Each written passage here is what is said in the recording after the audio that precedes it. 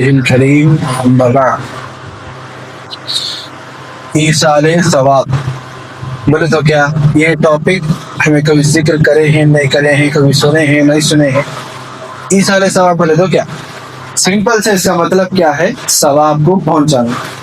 اب ایصال ثواب جو ہے اکثر جو لوگ دنیا سے چلے گئے رہتے، جن کا انتقال ہو گیا رہتا، ان کے واسطے ہم ایصال ثواب کرتے.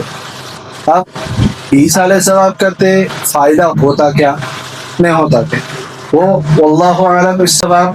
لیکن حدیث پاک صلی اللہ علیہ وسلم کے ذریعے سے چند ایسی چیزیں ہمارے کو بتائی گئی ہیں، جب حضور پاک صلی اللہ علیہ وسلم ہمارے کو بولے کہ آپ اس طریقے سے اگر ایصال ثواب کا طریقہ ہے، آپ ایسا کریں گے تو انشاءاللہ آپ کو جو ہے فائدہ ہوگا.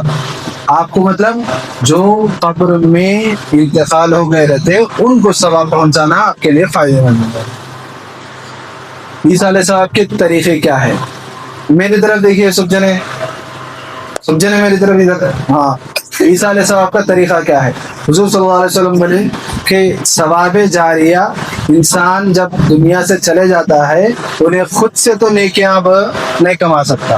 اب اس کو ثواب پہنچانے کے طریقے، سب سے پہلے اگر کوئی دوسرا بندہ اس کے حق میں دعا کرے، یعنی ہم لوگ ہمارے خاندان میں جتنے بھی لوگ چلے گئے ہیں جن کا انتقال ہو گیا ہے، ان کے واسطے ہم دعا کرتے کہ اے اللہ ان کی مغفرت فرما. یہ سب سے پہلا طریقہ ہے.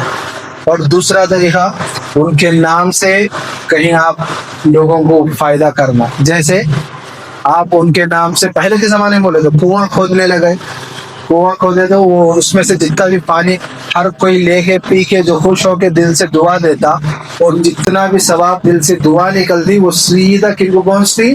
جن کے نام سے وہ کنواں کھودنے لگائے ہوئے ان کو پہنچتی. سیم ویسے ہی آپ قرآن پاک کو لے لیں. آپ کہیں ایک 10-15 قرآن لے کو آپ خرید کے کسی مدرسے میں جا کے دے دیے کہ بھائی یہ لیجیے، آپ بچوں کو دیجیے پڑھنے کے واسطے ہوتے. اب چونکہ جب کبھی بھی وہ کون بھی وہ قرآن پاک لے کو پڑھتے رہیں گے، انشاءاللہ آپ جن کے نام سے لے کے وہ قرآن پاک مدرسے میں پہنچ جائے ان کو ثواب پہنچتا رہیں گا.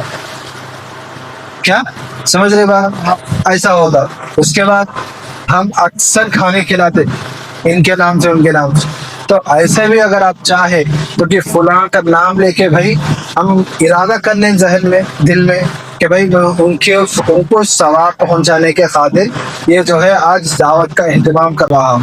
آج جتنے بھی جنے آنکھوں کھاک ہو گئے، دل میں دعا کر کو گئے، وہ سو کن کو پہنچتی؟ جن کے واسطے آپ ارادہ کرے ہوئے ان کے واسطے پہنچتی.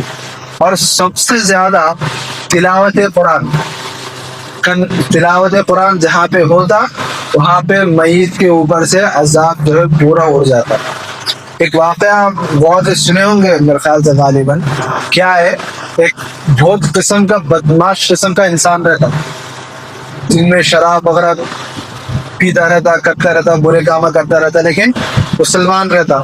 ہونے کے بعد میں ایک دن انتقال ہو گیا اس کا. انتقال ہونے کے بعد میں کیا دیکھتے ہیں کہ جب قبر میں چلا گیا تو اس کے اوپر عذاب ہوتے رہتے.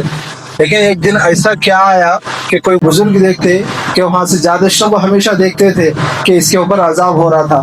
لیکن ایک دن ایسا آیا کہ سڑن سے دیکھے تو کیا جہنم سے نکل کو پھولا کے گارڈن میں عیش کر رہا ہے. اللہ تبارک و تعالیٰ سے بزرگ پوچھے اے اللہ کیا تو بھی ہو گیا؟ انہیں تو اتنے دن پہلے دن میں یہاں سے گزر رہا تھا تو دیکھا تو انہیں عذاب میں تھا، لیکن آج دیکھے تو رہتے رہتے بالکل جو ہے ایک دم اچھے باغات میں ہے، بہت اچھے مقامات پہ ہے، اس کے اوپر کوئی عذاب نہیں ہو رہا. تو کیا جواب ملتا ہے معلوم ہے آپ کو؟ کہ غیب سے آواز آتی ہے کہ جب یہ بندہ انتقال ہوا تو اس کی بیوی حاملہ تھی اور اس کا بیٹا پیدا ہوا، اور وہ بیٹے کو اس کی ماں نے لے جا کر مدرسے میں ڈالا. مدرسے میں ڈالنے کے بعد میں وہ بچہ بسم اللہ الرحمن الرحیم پڑھا. کیا بسم اللہ الرحمن الرحیم پڑھ کر قرآن پڑھنا شروع کیا ابھی آہستہ آہستہ سیکھ رہا ہے، لیکن یہ اللہ کی ذات کو بالکل گوارا نہیں، جہاں پر تلاوت قرآن بچہ یہ کہہ رہا ہے کہ میرا رب رحمان ہے، رحیم ہے، اور میں اس کے باپ کو عذاب دیتا رہوں قبر کے اندر۔